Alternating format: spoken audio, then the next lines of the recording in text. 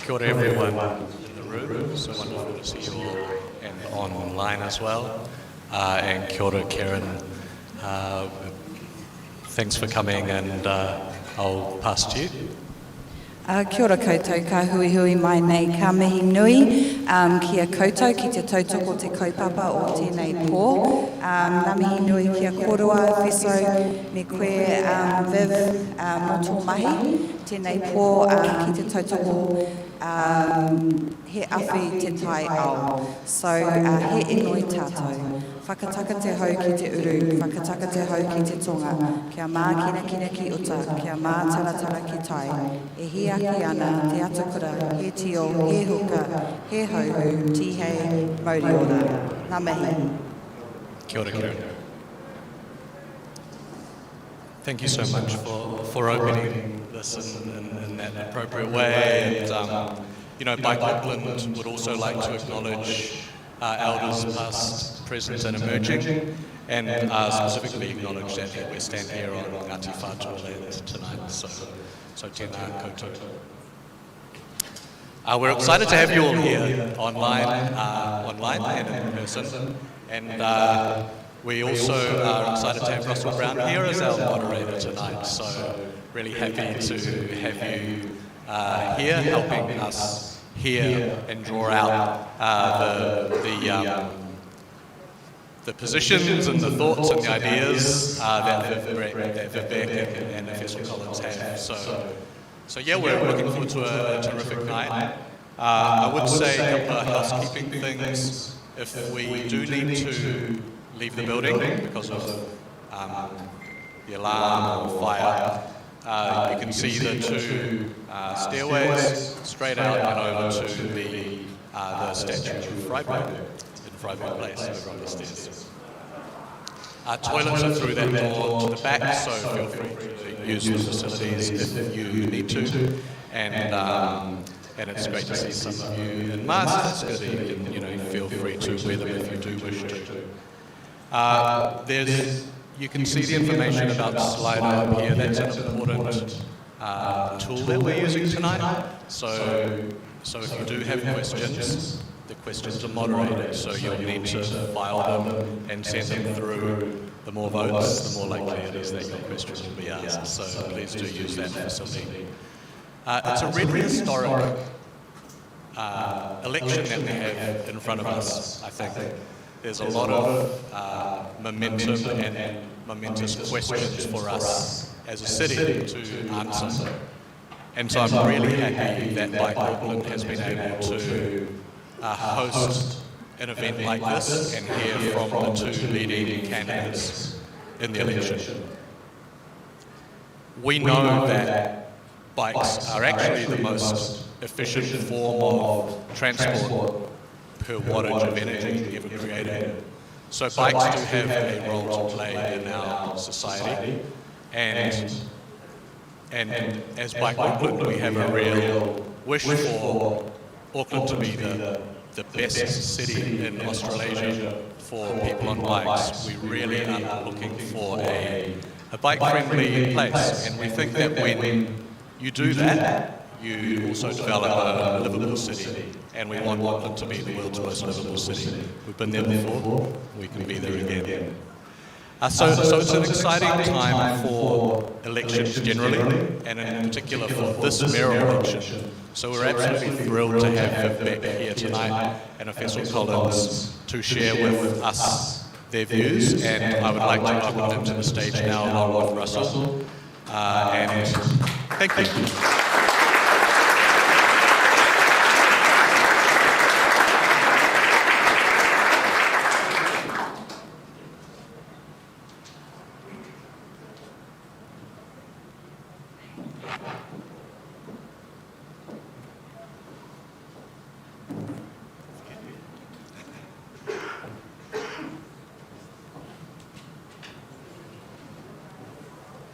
Kia ora koutou and welcome to the Bike Auckland Bike Champions Forum. I'm Russell Brown and I rode my damn bike here. Can we have a show of hands who else did it? Awesome. Before we introduce our panellists, I'd like to sincerely thank them for just being here. The nature of this year's Mayoral campaign has meant there have been dozens of events, large and small. That's good for democracy, but hard work for candidates. So thank you both of you. And I would point out that you're here because you were assessed as the two most bike-friendly Mayoral candidates. Sadly, Craig didn't make the cut, but I don't think they're being out the door anyway. A little about our two guests. Professor Collins launched his campaign on a bold transport policy, free public transport. On the other hand, though, he did once refer to liberate the lane protesters as wealthy lycra wearers who got a soft touch from the police. Just look like lycra to you, bro? I'm not a middle-aged man in lycra. I'm a middle-aged man who dresses from the Harbour outlet. Yeah, there's a lot of us in the western suburbs. Viv Beck, on my left here, has plenty of transport policy too, including plans to shelve light rail in favour of an enhanced bus network. And a lot of people don't hate that. But I'll let her tell you more. Both of our panellists will have 7 minutes to present their transport visions here. Viv, you first.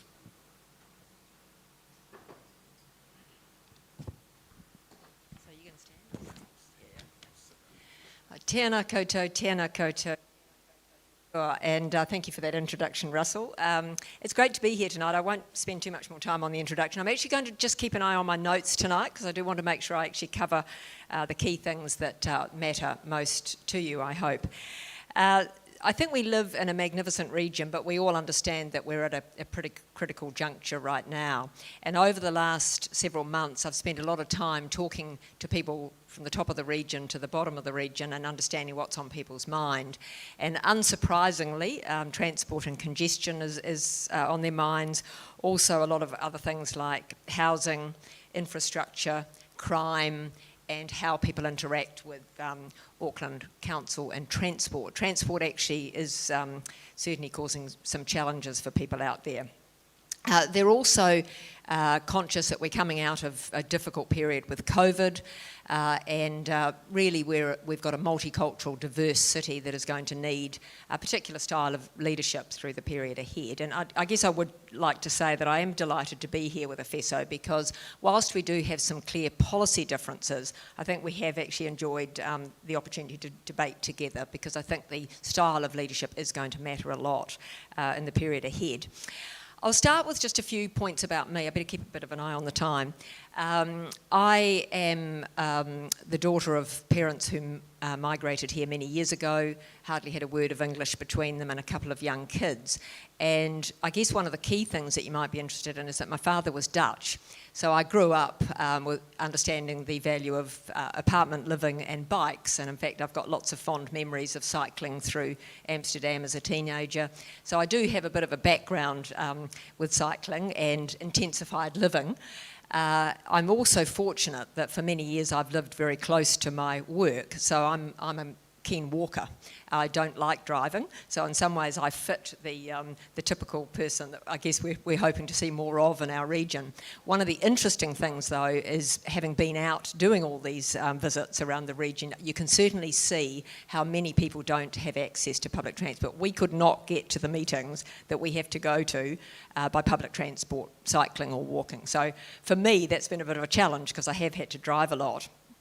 But anyway, I'll move on. So talking about transport, I do want to see that we can make a really tangible change in transport, and I have called it developing a modern, resilient transport system within the next decade. And I actually think that is doable.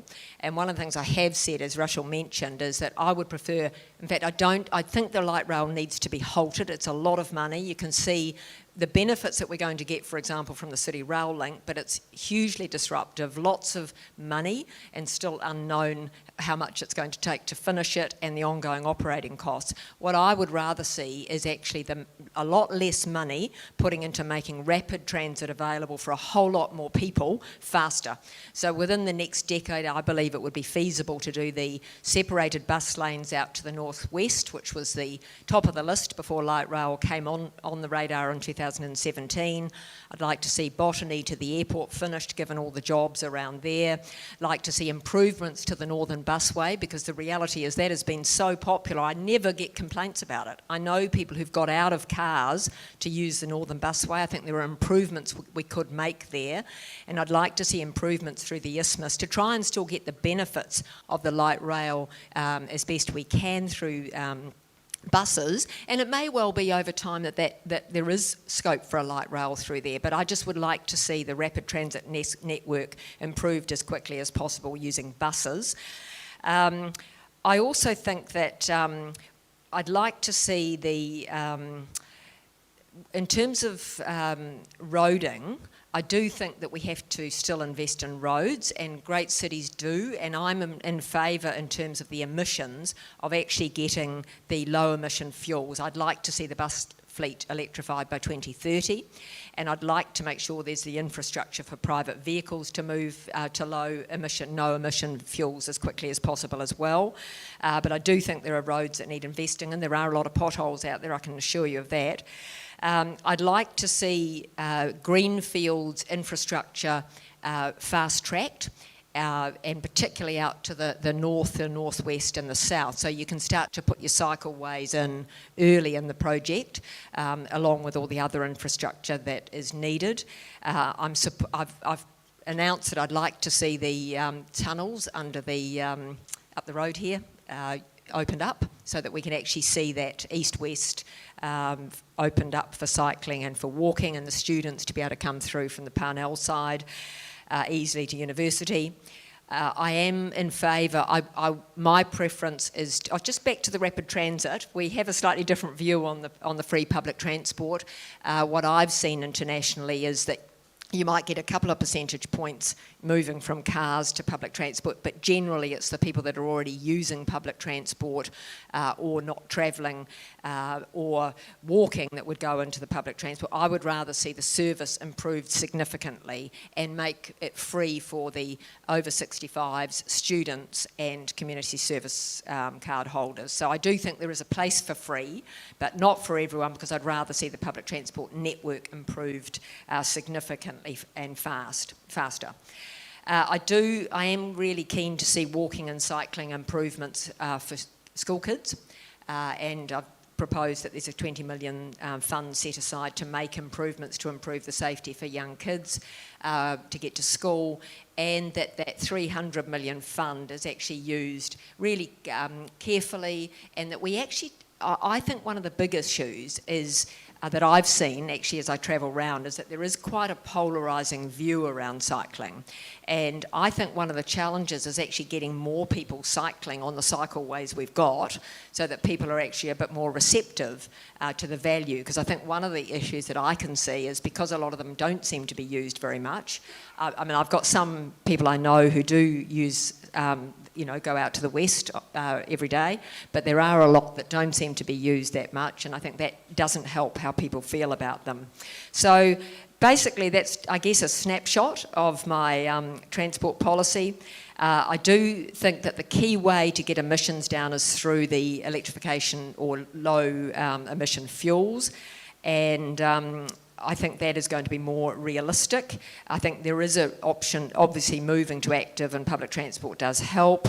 I'm a fan of things like the e-cargo bikes. You know, they were trialled in the central city some years ago, and it's great to see that finally happening. I do think we have to look at congestion charging. I think that particularly as the public transport gets better, I talk to young people. How am I going for time? About now, actually. Oh, okay, right. I do see young people who are saying, well, I'd be penalised, I don't have public transport.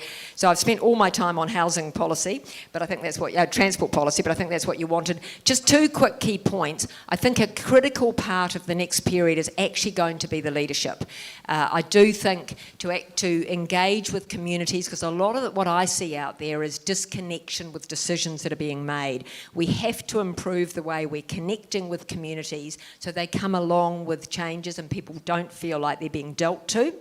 And the leadership style is going to be critical for that, because if you think about the mayor is only one person out of 21, so effectively you have to be someone who can work with people, who can drive high performance through council, who can work with the government of the day, whichever one it is, and we actually take the city with us as we build a more vibrant, livable city coming out of the last 2.5 years of COVID, and we want to see people being able to get around more easily, be safer, have housing, and the mayor is ultimately the biggest champion for our region.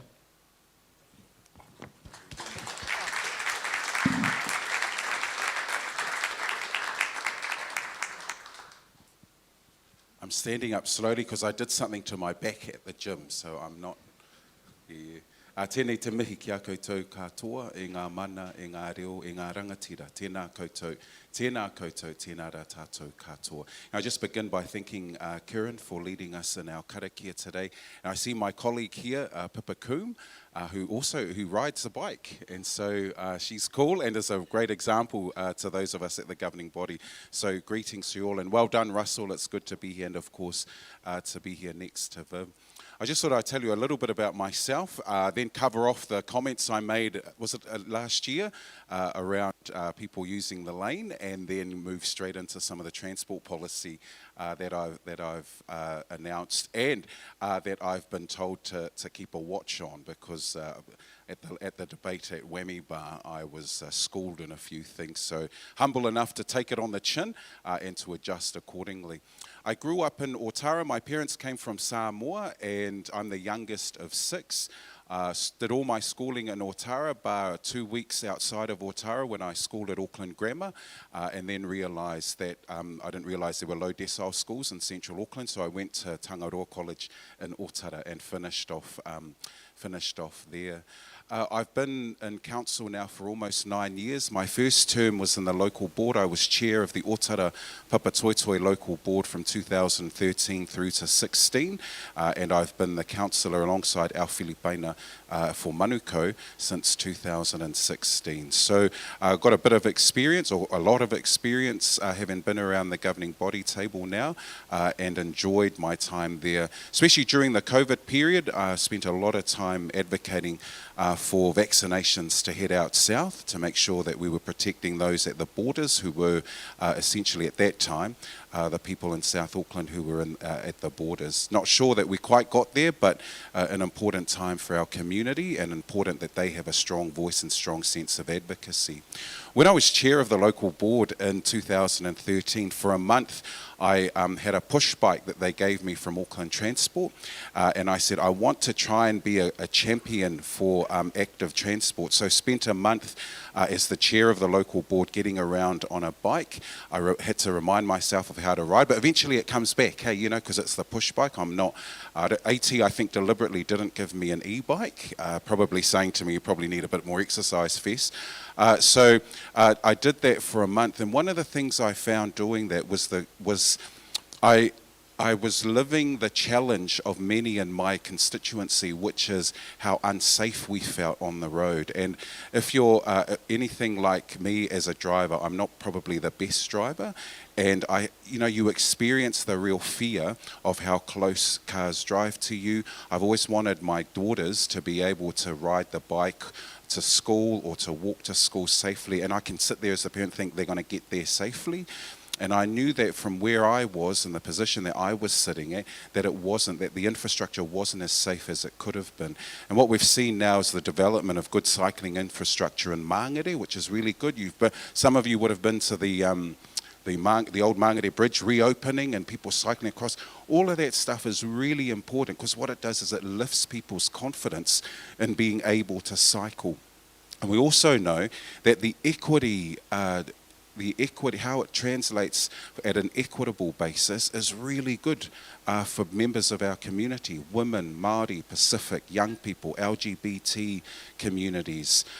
All of these communities will benefit when we've got good cycling infrastructure, and when as I was saying about, it's already been mentioned, my fare free public transport policy, which is to get everyone out of their cars. Hey, that's the focus. We've got to be ambitious, and we've got to do everything possible to get people out of of their cars onto public transport. And when people are feeling safe, because that's what the AT survey told us in 2020, that 56% of people who completed that survey said that we would ride bikes more if we felt it was safe and if infrastructure was there such that we felt safe to ride. So I think we've got the ability to do that. What it's going to require now is leadership to really charge forward, leadership that's going to bring people together. And I think there's real division. My sense as we get around the city and meet people all over the city, some who are wanting to be car reliant till they meet heaven, and some who are wanting to talk about change, and then those who are really pushing for get everyone out of their cars and let's cycle and walk more.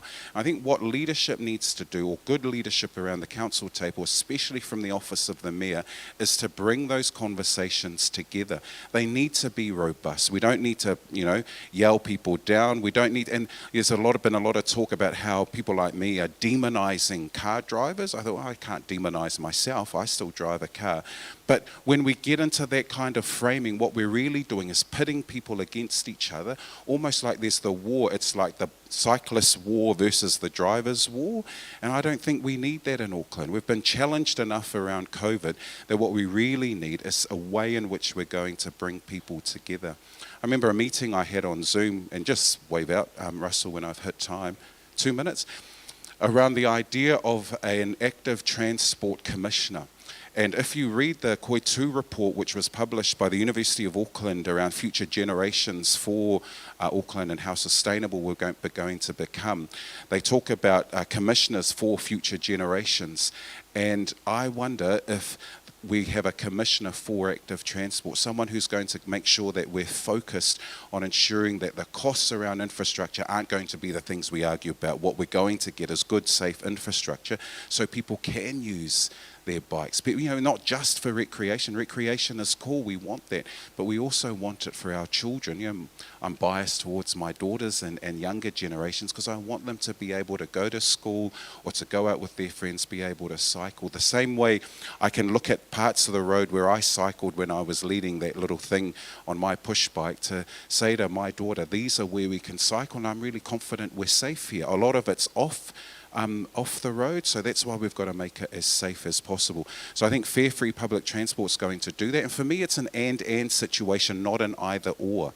And when I say and, I'm saying let's take a real equitable approach to the way in which we want public transport used by everybody. We want everyone to be able to use it, and I see public transport as a public good, a universal good, similar to schools and similar to hospitals. And I think the ability to just get on the bus, get on the train with your hop card, I think we've got to keep the hop cards because that way we'll be able to monitor people's movements, see where capacity hits straight away, and also acknowledge that there's going to be reach requirements as well. So we've got to make sure the network gets to places where people want it to go. When I was over in Millwater, they said we need smaller buses over here. Shane Henderson is harping on about getting smaller buses up to Piha, and we know there's parts of Manurewa that need the buses to service them too. So I think we can do really well to service the network, but also let's get people on the bus first. Let's get them on the train, get away from the price impediment. And we know that it's going to save people $27 a week.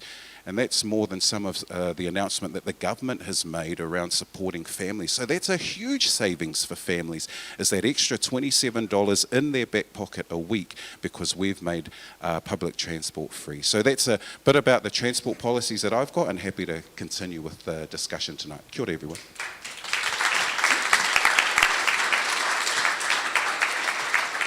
Thanks, guys.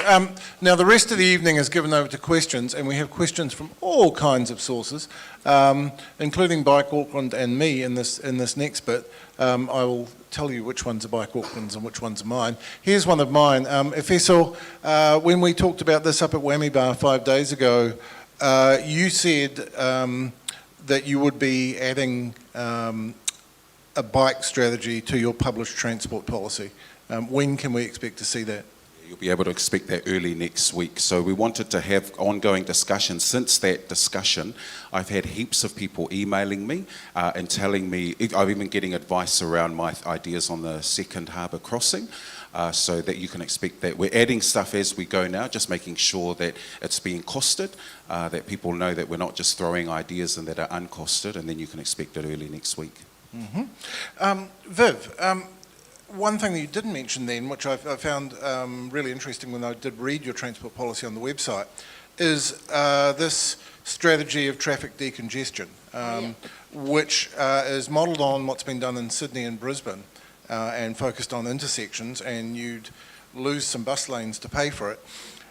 I looked at some of those projects and they all seemed to me to involve widening the road, and none of them had bike lanes.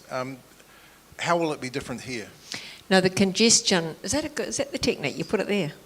This. You hold it there, yeah. It keeps it a constant distance. Because I've been waving mine around a bit, I think. No, the congestion is not from bus lanes, it's just reallocation of money within... But it's basically, it's improvements to intersections that basically make intersections bigger. No, it's small things like, for example, the traffic lights, getting them to sync.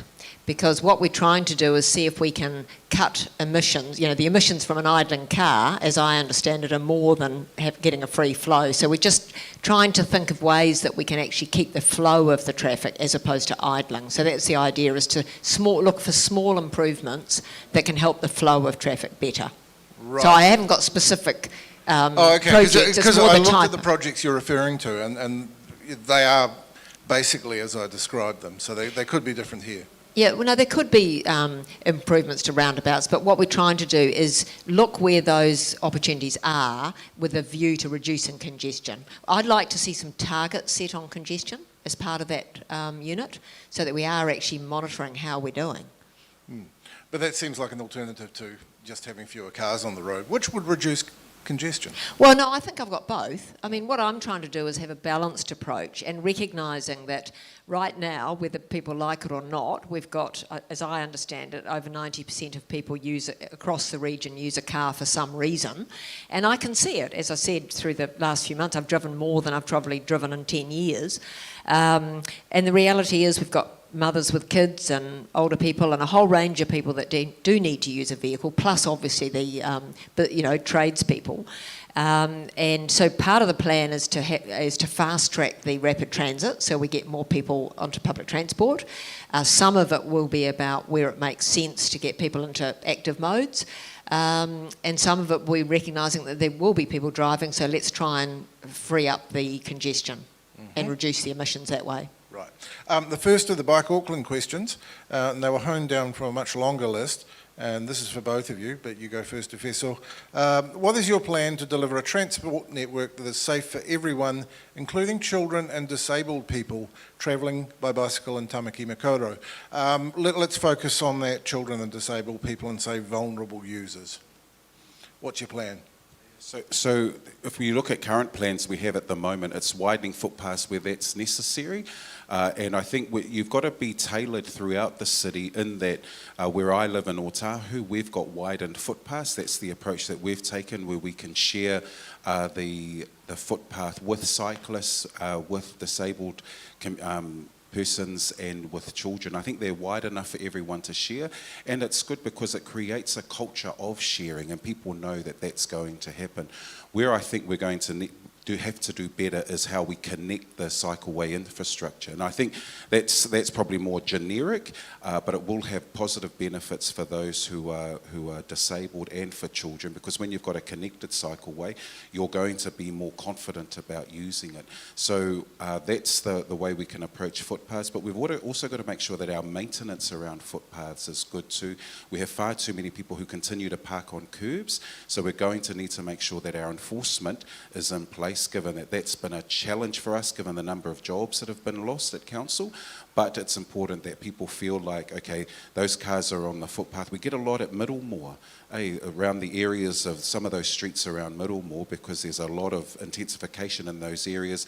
People still using cars, but they're coming onto the footpath. So Dr. Who is someone who's constantly talking to me about making sure the footpaths are clear, but not just clear, that they're what's the word? They're kind of stable so that people can use it. So that's the plan, is to make sure that the whole area is flush and that we're building the infrastructure such that it's keeping it safe for everybody.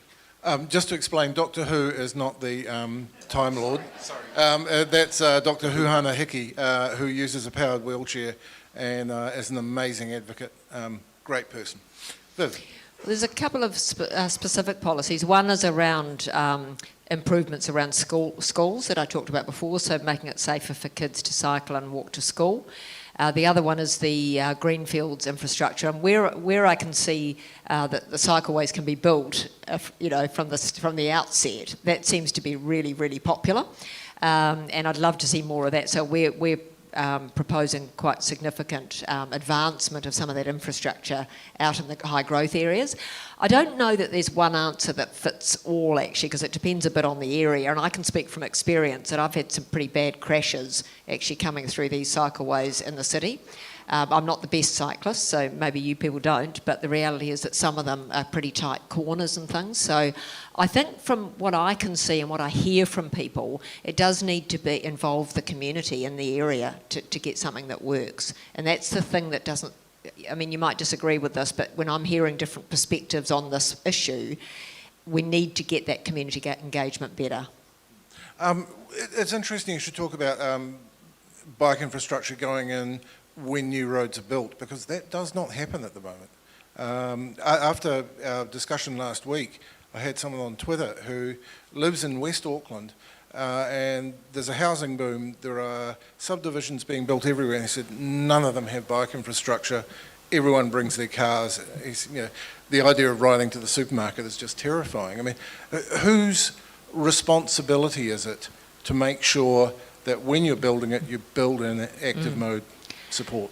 Well, interesting, because I've been talking to some developers in South Auckland who want to do it, and and they're keen to drive, pardon the pun, but keen to actually, because the reality is, from what I can see, it is a mode that is becoming more popular. I think we've just got some challenges in how we get the usage up and have people feel that the infrastructure that's being built is being used. So, and those particular... Which ones do you think aren't being used?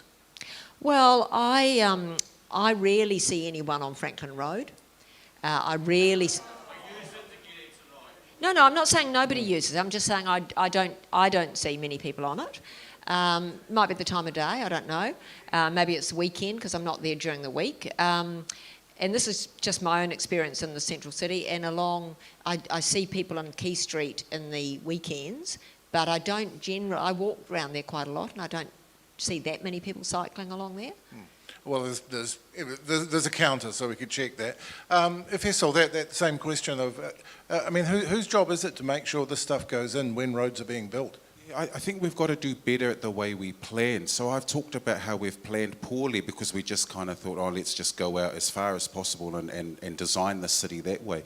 What we don't want now is to plan streets that are so small that we're now struggling to get fire emergency, but emergency vehicles down because everyone's parking on the side. So I think we've got to do a better job as when we're planning, the developers aren't just kind of throwing in as many houses as possible, keeping the streets as small as possible, because what you want is good lighting, wide footpaths so everyone can use them, but you also want cycle lanes or the ability for people that, those shared paths are so slow when cars are on them that cyclists would feel safe, that pedestrians would feel safe.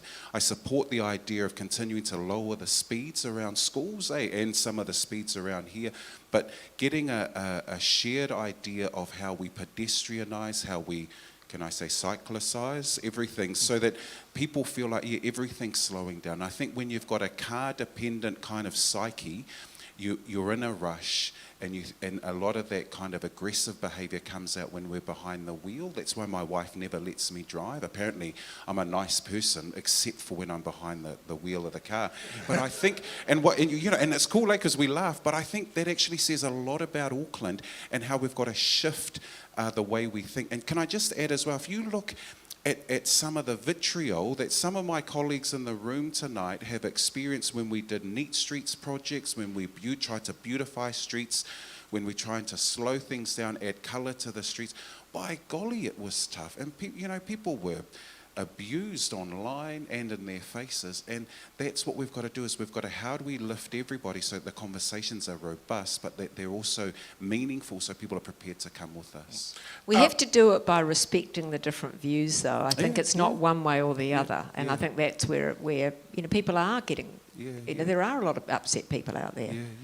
And we're not demonising the car driver, so it's understanding. Those are, and it's. I think this is part of the communication is we're going to trial it for this period. You know, when you see planter boxes, I'm thinking of Onehunga at the moment, where Josephine got hammered, Bartley, for what was happening there. But if we can tell people this is what we're going to try, it's going to be here for 3 or 4 months. That we did the same in Henderson, and Shane got hammered as well. But if we're clear in our intentions, clear in making sure people understand, then it becomes an experience that people can say, okay, well, it's only 3 months or something, let's trial it, and then we can see how it goes. I'm going to stay with you for this next question. That's a Bike Auckland one, and I'm staying with you because I ragged you on at the beginning. Do you think Auckland Harbour Bridge should provide options for everyone to cross, whether they are in a car or not? Yes. So if you're making reference, I'm trying to follow the meaning of the question, if you're making reference to the trial that I support for one of the lanes on the bridge, I absolutely support it.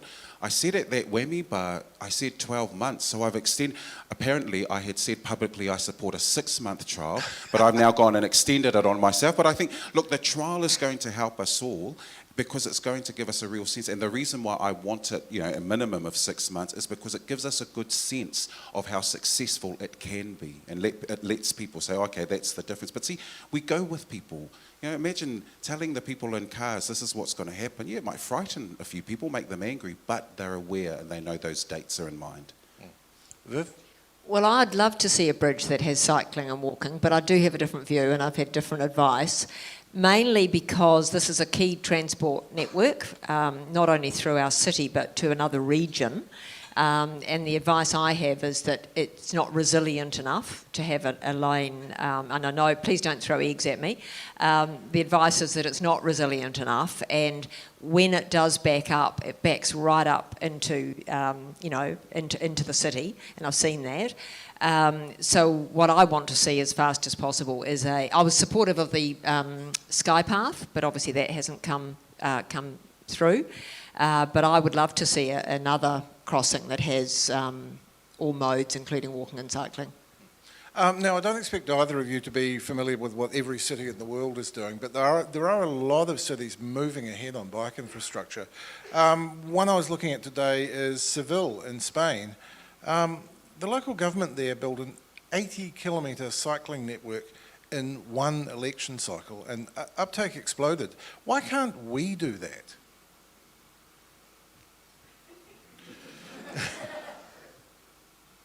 Because we've got to take people with us.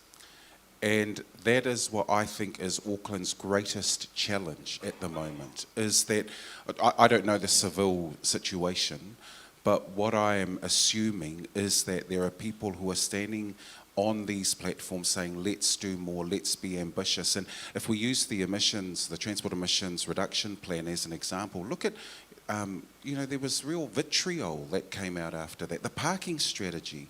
And what I'm suggesting to us is, how do we say, here's our ultimate, we want a climate resilient society, this is how we're going to get there, and actually taking people in. I think one of the challenges I have is people are a bit tired when I talk to people and say, here's the evidence, and I'm sick of the damn evidence, because you preach to us. And I kind of remember, I come from a church background too, and people get tired of sounding like you preach all the time. So it's finding the right messages, but also the right messenger, because I think people are just saying, if it's, I was going to pick on someone in the room, but if it's that person, we just think, and so that's where I think, so we can be ambitious. I think we can achieve these good things, but we've also got to win people's respect and belief in Auckland transport. They've got to be one to us, and we can't say, let's declare a climate emergency, and then we get really nervous about what we do. So I think that's the issue.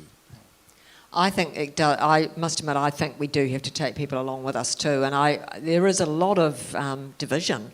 And I think that's why we talk about leadership style, because we have to have leadership that will actually bring groups together to make our city better and respect different needs. And I've looked at things in other cities too through COVID and thought, how have they done something so beautiful that was temporary, you know, or managed to get some quite significant change through?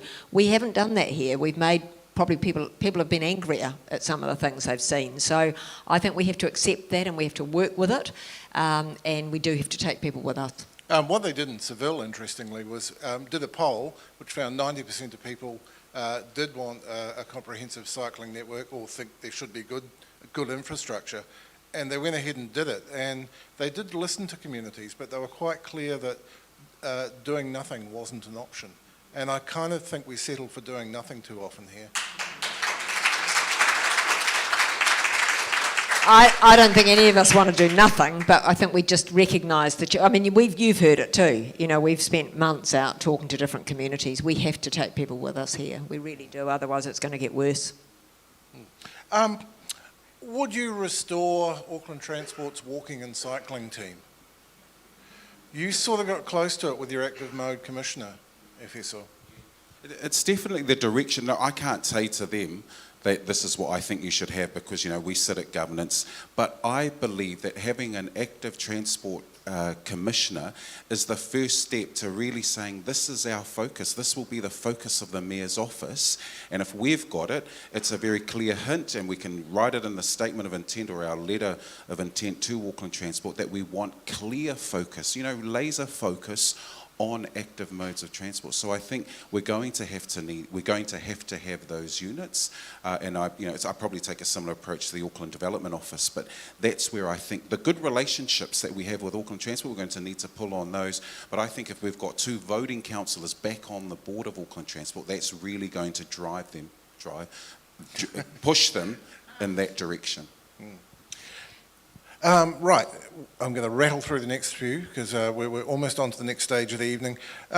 Let's talk about the AT parking strategy, part of which is to remove car parks on arterial routes.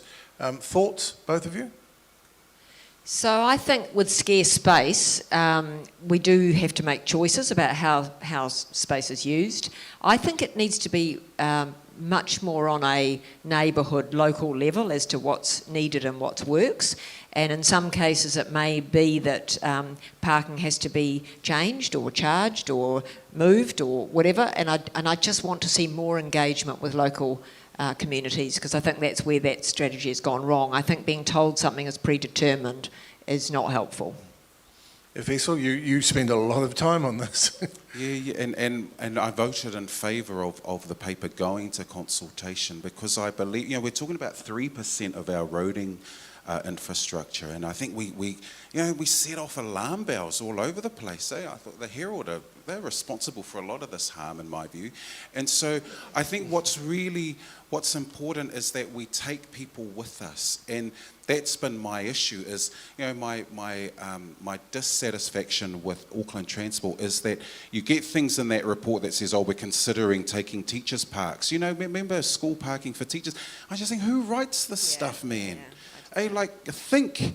And I know that the public service are trying their best, but I just think there's someone at the Herald is going to pick out that one thing, and that becomes the focus. And the focus should be perhaps something like the Cabriona study that was done in Melbourne that talked about how when they took some of that roadside stuff away, it actually lifted retail business. And that's what we should be talking about. But let's take the communities with us because we frighten people. They're, oh, I'm going to lose my shop. And I had people ringing me from saying, or parts of the city saying, oh, I'm going to lose the ability because that person can't park out the front of my shop. And I said, yeah, but we're going to take you with us. Let's plan well. If this is, say, something's going to happen in 2 years, remember, it's only as we invest in the redevelopment or the maintenance of it, that's when it becomes an issue. So that's how we do it.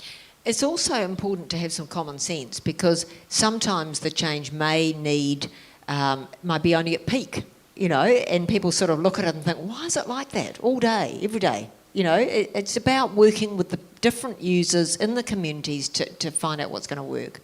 In the background of everything we're talking about, of course, is climate change.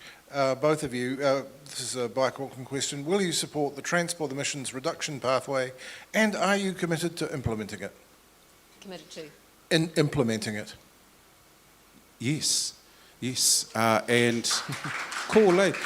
Because again, for me, it's about being ambitious, and by golly, that some of the things that it raises, moving from 0.9% of ridership or cycling to 7%, seeing 32% of electric vehicles, that's ambitious. But I have premised my approach to this campaign on being the climate change administration. And so we have to do everything possible to reach those targets. And I think we want to play our part. I've heard examples of people saying, oh, but we're only committing this much as far as emissions are concerned. I know what emissions is happening because for me, I take it quite personally in that I'm someone of Pacific heritage and the sea levels are rising in a hurry in Kiribati and Tuvalu. And so I think we as people who know that we can make a difference here should be making a difference. So yes, I support it completely. I know it's about being ambitious, but that's the plan. Now we work at how do we staircase it? What's our financial arrangement? Let's push ourselves to directing all of our resources in that direction because that's going to make a difference. Viv? I've got a different approach to how to achieve it. I am particularly focused on getting emissions down through the fuels. And I said that before, I want to see the bus fleet electrified by 2030 and commitment made to that funding. And I want to see infrastructure to support the move with private vehicles to no emission fuels. I have a concern when I'm in that, I read something that said, this is what we're going to do, but it didn't indicate that it was feasible to do it. So I think it's a combination of rapid transit, move to active modes as is feasible, and the fuels. But I think we have to be realistic about the actual target. So I just would do it a different way. I mean, do those fuels exist? Yeah, well, we're moving to electric vehicles. Do they exist at a commercial scale, and will we really have the penetration of EVs, say, even in 2035? About 30% of the fleet, I think? Yeah, but I think it was 30% in the TURB. Oh, sorry, no, I want to see the bus fleet electrified, right, sure. And I want to see funding for that.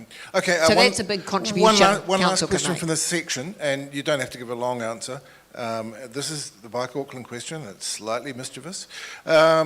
E-scooters and e-bikes have speed limiters on them, particularly in city centres. Do you think cars and trucks should have speed limiters applied to them in urban areas too?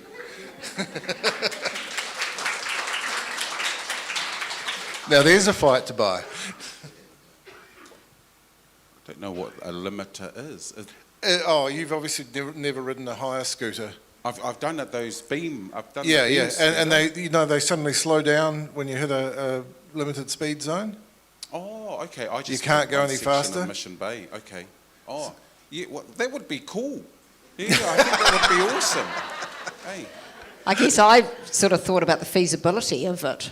How you police it, how much it costs to get into every single vehicle. I have to say I don't hate the idea of everyone having to slow down, but getting into how many private cars seems a bit challenging. That's what I thought. Right, we're changing it up a little bit now. Time for the quick fire round. I'd like to welcome Sahil and Angela, the co-presidents of the Students of Urban Planning and Architecture. They have a series of rapid fire questions, so we'll need the answers to be short and to the point, please.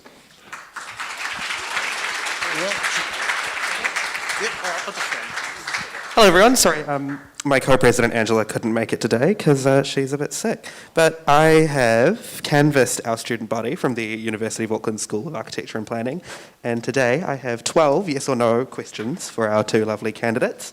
And these will be published online and they will be put up across the School of Architecture and Planning for all 1,000 plus of our students and possibly in the AUSA Commons. So think fast and think hard. Question 1. Do you believe painted bike lanes are safe infrastructure? No. Well, my experience is okay, but maybe not. I don't know. My experience has been okay. Question 2. Would you need a advocate? divider, I guess. Would you advocate for more parts of the city centre to be car-free? Yes. Well, more car-free as long as it's done well. Only if it's done well. Awesome.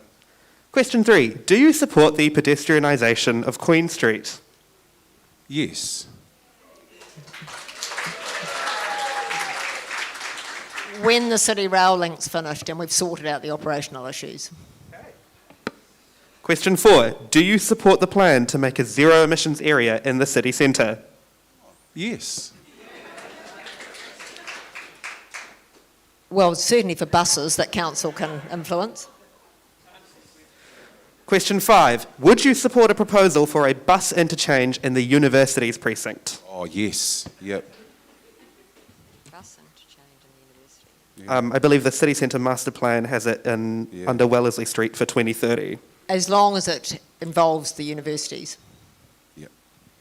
Question 6. Will you axe or campaign to axe the regional fuel tax? Yes. Exit.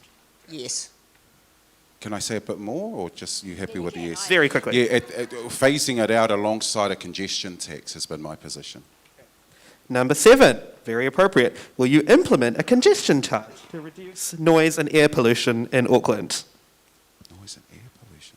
I think it needs serious consideration. I don't think it should be just the city centre, given all the COVID impacts. So, are we talking about the congestion tax as in when Congestion you're coming charge. into the city? Yes. Oh, yes. And yes. after the fuel tax goes. Yes, a la London. Question 8. Would you push Auckland Transport and all council bodies to meet the council's own emissions targets? Absolutely. Sorry, say that again. Would you push Auckland Transport and all council bodies to meet the council's own emissions targets? Yes, and I would want to have a say in how it's done. Question 9. Would you raise rates to fund your transport visions? Yes or no? To fund what? Your transport visions or policies. Raise rates. Given is it all right if I go, Viv? Do you mind? Given there's been a 68% support for a climate action targeted rate, I believe that an overall commitment from Aucklanders to contribute more is the position I take. Rates are a hot topic right now, and I would rather get cost out of. I'd rather reduce costs before increasing rates. Number 10, which we've discussed a little bit tonight, but again, yes or no. Do you support liberating a lane of the Auckland Harbour Bridge for walking/cycling? Yes. Not right now, no. Question 11. Is Auckland Council doing enough to meet our climate targets right No. now? No. No. Well, that's refreshing to hear. And our final question from the student body. Did you use active and or public transport at all in the past week? Yes. Yes. Great to hear. Well, thank you for that. It's my favourite transport.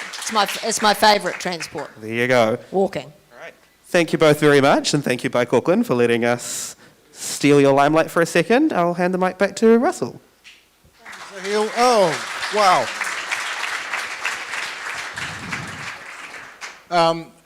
That was really well timed too, because that whole time you were asking questions, I was frantically trying to get my hotspot to work, and I gave up doing hotspot and Bluetooth to my phone, and we have internet. Yes! So, questions from Slido, which could be from the audience here in the room or online. Let's just pitch into them. Do you think it's safe enough for most 10-year-olds to cycle to school in Auckland, and do you think it should be? Viv first? No, yes. Mm-hmm. Efessel? No. You want more of an answer? Or? Yeah, and should it be? And how do we get there? Absolutely. Yeah, we get there by creating infrastructure. We get there by making sure that there's bikes available. We've had similar programs in Otara where bikes were donated. And you've got Mr. T out in Mangere as well. And when you've got people who are coming in regularly and we're working out which parts of Mangere are for them safe, they consider safe, then we're getting into that network that they want to be familiar with. But for it to work, the roads have to be safe.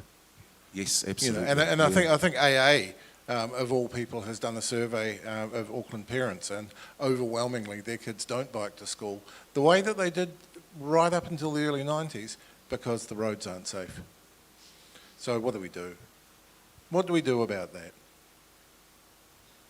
We share the space is what we have to do, and whether it's the parking strategy that's caused all sorts of upset for some parts of Auckland, or making sure that we can separate, because even the question about the painted lines, you want people to be able to distinguish it in their minds, and that gives you a visual, but you want real safety. And real safety, I think I've got a 9-year-old daughter. I'd have to run alongside her. That won't make her feel safe, but I'd have to run alongside her to ensure if it was that kind of painted area. So the way we make it safe is to share the space, and sharing the space means that level of infrastructure that separates it for them. I think we've got to remember we are deconstructing 70 years of kind of the way we've thought, and that's tough. We have been car reliant for 70 years, and the more people get cars, we just keep shipping them in. But what's wrong with us? We keep shipping them in, and so we've got them, or they're easily accessible, but they're not safe. That's why we've got to reduce speeds. When there's the research that says if a person is hit, and I'm trying to say it in the most respectful way, if a person was hit like at 10 kilometres less than say 50, they've got like 70% more chance of surviving, and that's the stuff we should be thinking. And that's why when I think of my kids and when I think of children, I think that's what they've got to face up to. And so we catch the bus. Me and my baby catch the bus to school. Viv, well, you first and then Faisal. Which overseas city would you consider to be a good model for Auckland's future? Well, I haven't been able to travel as much as I'd like to lately. I've been watching Paris with some interest, and just some of the changes they've been making. And obviously I've grown up in Holland. The next place I want to go is Scandinavia. I'd love to see what they do. Yep. Faisal? I'll start by saying Samoa, because we all walk everywhere and everyone uses the bus, and only the wealthy, very few, have the cars. But I think looking at a city perhaps slightly more comparable to New Zealand or to Auckland, I've been looking a lot at Melbourne. I was going to say Melbourne. And they've got the trams in there, they've got the city areas, and they've closed off. Probably I'm thinking of Japan now, but I'm thinking of places where they've closed off a lot of the central parts to cars and trying to encourage pedestrianisation, more cycling and walking. So I think those are examples for us. I would observe that we don't need to just look at nearby cities or the glamour cities that we all hear about. If you look at the US, Pittsburgh's the one that amazes me. It's so unglamorous, and yet they're doing really well. So there are lots of places to look, I think. That's just my opinion. Studies both locally and internationally have shown increasing cyclists and pedestrians leads to increased revenue for retail spaces. Do you share this view? From the research that I quoted, just on that Cabriona et al. Study from 2018, and that was looking at Melbourne and some of the business associations in Melbourne and some of the shifts that they made, that said yes, that there was can't remember the figures off the top of my head, but definitely a lift in retail and people coming through and foot traffic into them. So that's a study that says yes, it does have increased economic results for that shared space when it's outside shops. I've seen studies that show that it does too. I think the key is that you need high volume. A lot of those cities, they've got people pouring out of undergrounds and, really have high volume of people. You need lots of people around. Next question. You've both talked quite a lot about bringing everyone along on the journey towards having more bike infrastructure and better provision for pedestrians. As someone's asked here, how do we do this at pace given our limited time for action in this climate emergency? And I would point out that there should have been a safe cycle network around the corner from my house, along roads I use all the time, but it's been delayed 6 years by a group that has nothing constructive to offer. At what point do we stop trying to bring people along?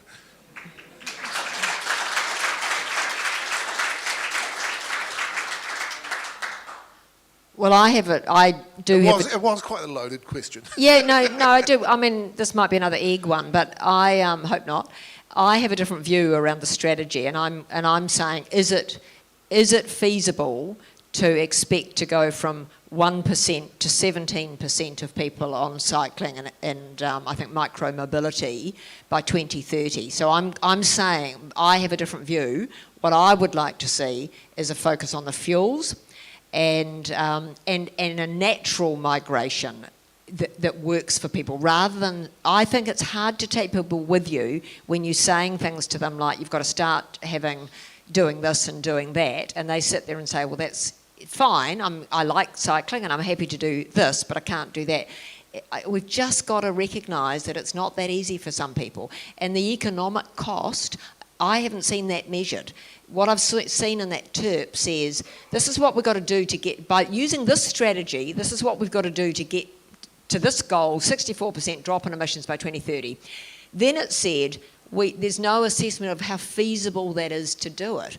I'm saying I would rather see a plan that says, this is how we get to that target, and this is a more practical way of getting there. That's what I want to see. I just don't think it's feasible. Efesel. I've got two responses. I might have to put my little ship out a little bit here.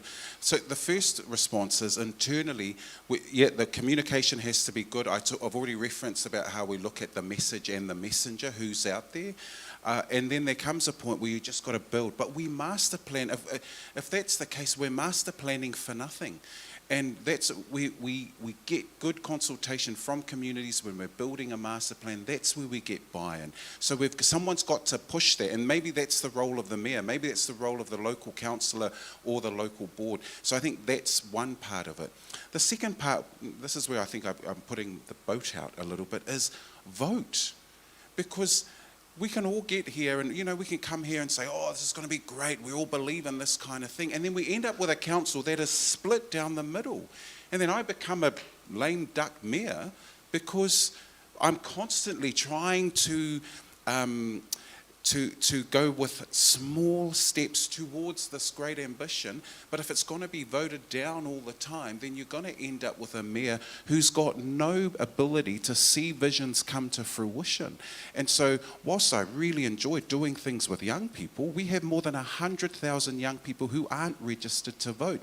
And this is me, standing up for what I believe is good for young people. But if we don't get those votes in, I'm going to have to spend all my time in the areas trying to sound all nice, because I've read an article recently saying, oh, Efeso's a bit uncommitted in those things. I said, well, that's because I have to spend all my time over there trying to win their votes, and they disagree with me completely. But and that's why you have to tone it down. If we want ambition, we get people to vote. I push the people in South Auckland, young people, West Auckland, to vote. And that's what we have to do. So I think that's the political side of it. If we want an ambitious agenda for the future of our city, then we've got to get beyond this 36% nonsense, in my view, of people turning out to vote. We've got to get people voting. And I would say that my plan is ambitious too. It's a different way of getting there, but my plan is ambitious too. I want to have a place that people can get around, they're safe, they're housed, and it's environmentally clean.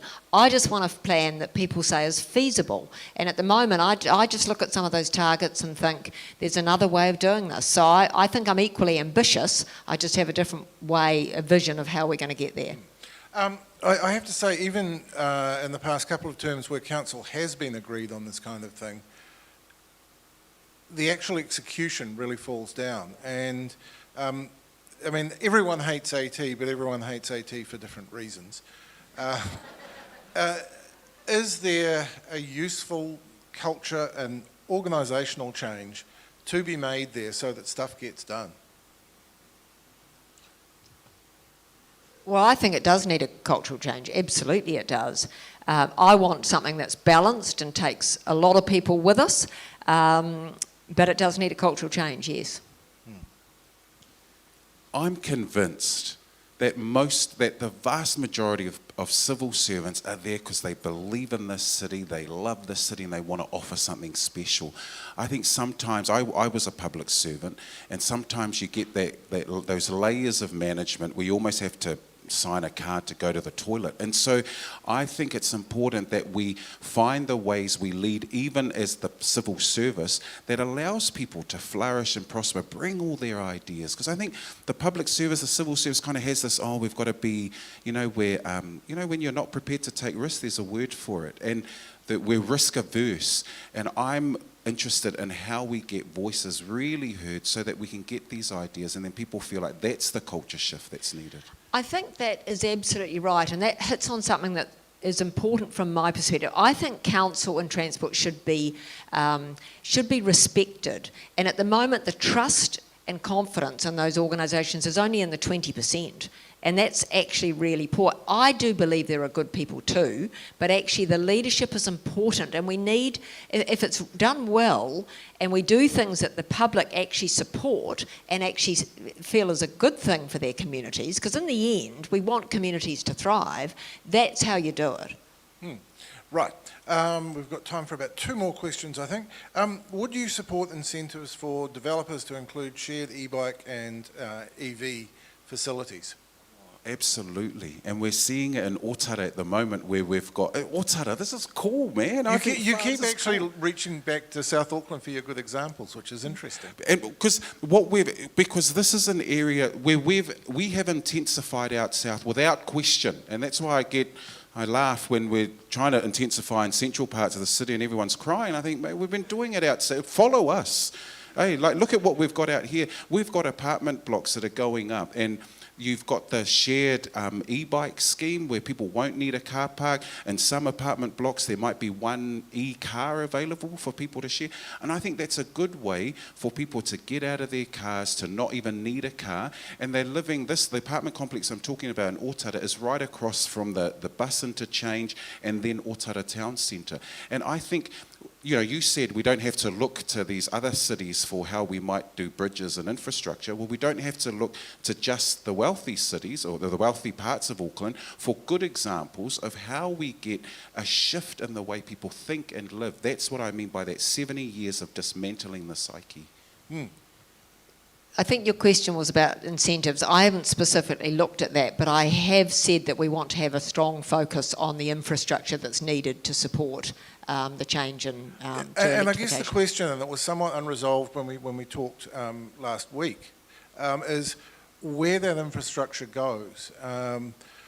Because to my mind it should be between someone's home and the supermarket. We've got to stop dragging 2 tonnes of metal around the corner to buy 3 kilos of groceries. So, what's the plan there? How do we do that? Because that will drive your uptake. Yeah, we incentivise locally. So this is support for local journeys. Do we yeah. need to talk less about superhighways and getting to the damn supermarket? Yeah. And so by intensifying locally, we're close to the bus stops, or we're close to good amenity, and that makes the difference, because then you don't even actually, sometimes you might not even need your bike. You just walk to those places. So if we're doing that, and we've got a town centre revitalisation program going through Eke Pānuku at the moment, but we've got to focus on our local town centres, because that's where, in the main, we've gone to a hybrid situation where people are working at home a couple of days. If they can safely get to the cafe across the road, then they're going to buy in those businesses close. So that we've got to intensify locally and then look at the broader region. But we're a city of communities and villages, and that's where the intensification needs to happen. I thought you were talking about incentives around the... I know, I moved on. I was just on a hobby horse, sorry. I think this is going to have to be our last one. And the question is, can Tamaki Drive be closed to cars once a month for a few hours for walking, scooting and cycling? We know how successful it was and enjoyed it during lockdowns. I would say not just Tamaki Drive. I mean, how many years is it since the one day that we closed K Road, and it was magnificent? Could we do this more often? Because there's an awful lot of space that people could be using that is used by cars. Can we do this more often? Will you commit to it? Closing streets. In consultation with the community, I think it's very possible, to do it. But, because they've got that great kind of boardwalk they've got along there now too, that's really awesome. I think we've got to take the community with us. And if if it's only going to result in a war, and I wonder if that's where we're heading with a commitment to closing it off, then let's talk about it and let's trial it so that people feel like they're coming with us. Yeah, we're talking once a month Yeah, or once yeah, every yeah. 6 months or something. So that's that. You mean like? I guess I haven't thought about it from It's the point called, of view it's of called a of- cyclovia in some parts of Yeah. the world. Basically, just letting people ride across the road. Yeah. Look, I haven't done any sort of thinking around that, and it would definitely need community input. I mean, we have been involved previously with closing Queen Street for events and things. I mean, I don't have an issue with that, but in terms of a street like that, I'd have to talk. It would involve the community. Fair enough. Okay, well, we've reached the end of our time. It seemed to flash past. Thank you for your attention. I can tell when people are paying attention, actually, and you were. Thank you very much to the both of you. I realise you're busy, so thanks for coming.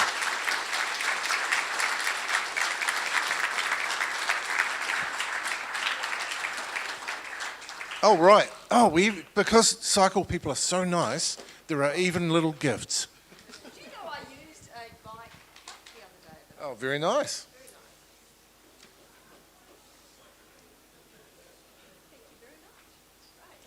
Ah, some propaganda.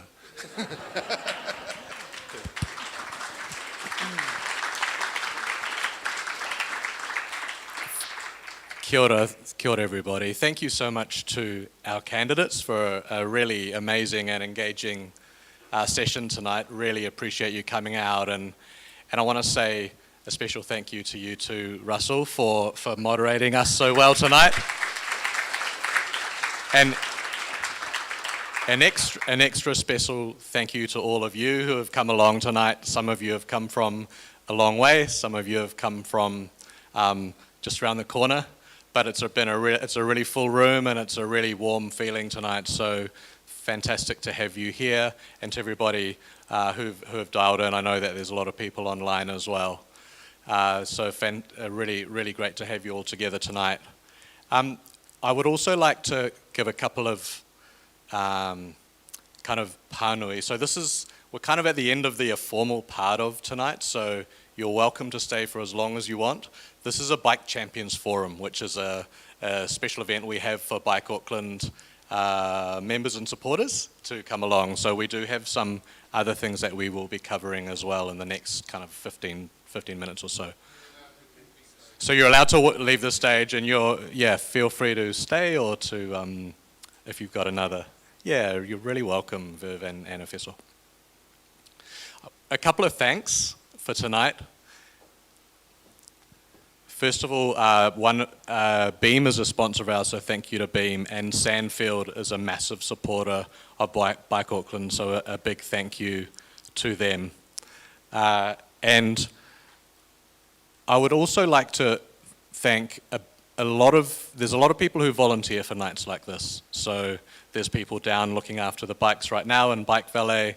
There's people who have done bookings and are doing the online streaming and all sorts of other bits and pieces. So I want to say thank you to Angie and her team for doing such a great job of organising this.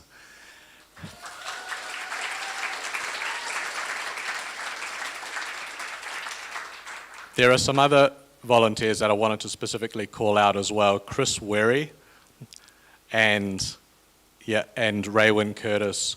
They've done an amazing job on something called 529 Garage and a police charitable memorandum of understanding that we've worked on, where the police have lost bikes that they now give to Bike Auckland so that we can donate them to charitable purposes around Auckland. So thanks to them in particular. But actually to all volunteers as well who really give up some precious time to help make this city a great place for bikes. There's a couple of people who have got some announcements, so I'm going to call up in a second Jessica Rose and then a Gen Zero representative, and then Christopher Dempsey. So Jessica, if you want to come up, that would be great.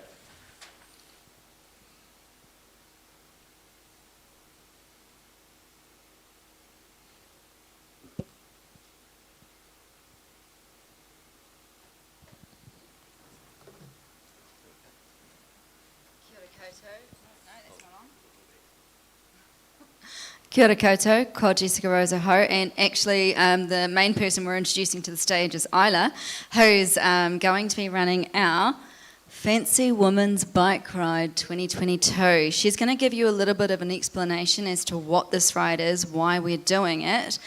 It will be the first time we're doing this in Tamakoro, Auckland. I've really messed that up, haven't I? This is me going, oh look, I'm confident, I've been on stage before, I'm just fine, don't you worry about it. And yeah, now I've just totally made a mess of it. Introducing ourselves to the Bike Champions Forum. I've done rides over the last 10 years with Frocks on Bikes, Bike Rave, as Russell mentioned earlier, closing K Road, and also, down on Key Street. But we're doing a ride this next month, and it's going to be really exciting. So I'm just going to hand it over to Isla to explain what it is. Hi, good evening. Nice to be here. The Fancy Woman Bike Ride, it started in Turkey in 2013, and the goal back then was to challenge the male-dominated cycling world in Turkey. And since then, it's been done every third Sunday in September, which is also the World Car Free Day. So it wasn't a coincidence that they've chosen that day. But the aim of the Fancy Woman Bike Ride is to encourage more women to cycle. Is to encourage women to ask questions or to tell them about the concerns of safe cycle infrastructure, and also to make cycling part of their daily routines, and also, of course, to introduce them to an environmentally friendly means of transport. And the reason why we are doing it is, as it was discussed here today, we have problems here in Auckland, and we want safer cycleways, bike parking, more bike parking. And also another reason why we want to do it is to normalise the way we ride our bikes. We don't need special clothes, we don't need expensive gear. I can just ride like this, Jessica can just ride like this. And this event is just a perfect start to encourage women to cycle, because it's slow and it's a short bike ride. That's why we ask everyone to join in the event dressed nicely. No lycra, we don't need lycra. It's okay if you want to wear lycra too, that's fine. Yes. So we want to see all of you on Sunday, 18th of September. At 2 o'clock, it starts at the Cloud and it finishes in Westhaven in Boy Cafe, and there will be, music along the way, and we ask for ride marshals, please, to help with the non-confident riders. Fantastic, thank you. And dress fancy. Gen Zero, are you? Yeah, you're in the house. There you are. Come on up. Great to have you.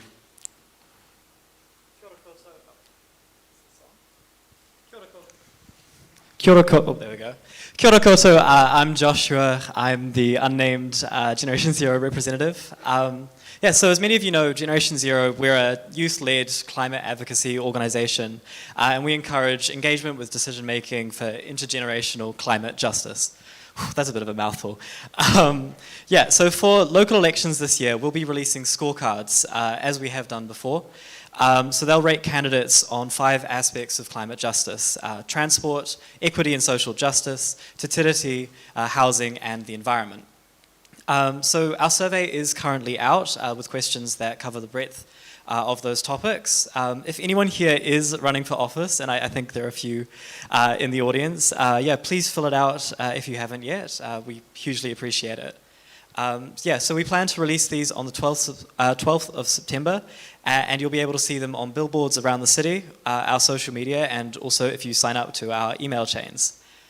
With only 35% voter turnout in the last election, we hope that our scorecards will empower Aucklanders to engage in our democracy, and we would love your help to spread the word. Our team is also in the audience right now, so please come up and have a chat after this, or just flick us an email if you've got any questions or if you want to see the scorecards. Cheers. Thank you. That's great. Chris?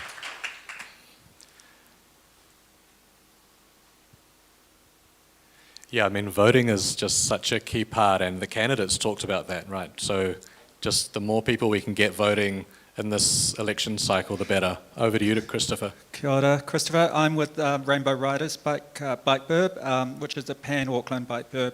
It's not restricted to a suburb. So vote bike friendly. This is from the last lockdown we had, and it was just fantastic to be able to ride down there. So next slide. So the idea, I'm pitching an idea which is bike burb based. You create an event, invite all members of the bike burbs. Who's a member of a bike burb?